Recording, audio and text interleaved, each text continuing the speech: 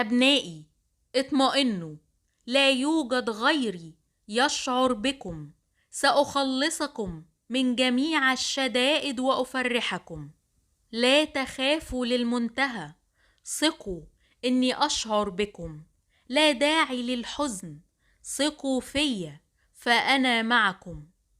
وجعكم بيوجعني قوي وبزعل علشانكم، بس أنا ليا خطة وتوقيت هتتعدل قريب.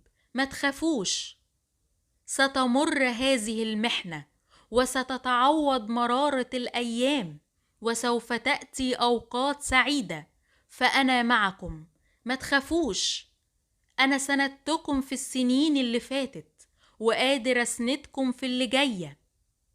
أنا عارف ظروفكم والصعوبات اللي في حياتكم والمشاكل اللي في بيوتكم والمعاكسات اللي في عملكم. تأكدوا إني معاكم، حاملكم على كتفي. أنا إله كل مستحيل، لا أغفل ولا أنام. أنا سامع صراخكم المكتوم وسامع أنينكم. لكل ظلم نهاية والفرح على الأبواب.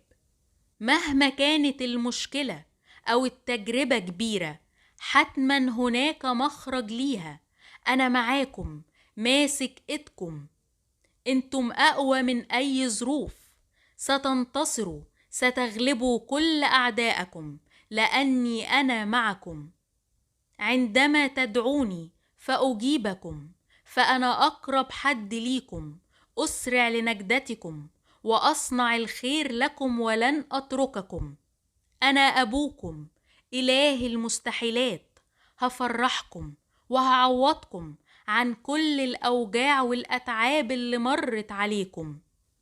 ثقوا إن محبتي لكم تقهر المستحيل، ليس فقط في حالات المرض بل في جميع التجارب. اعلموا أني قريب منكم جدا.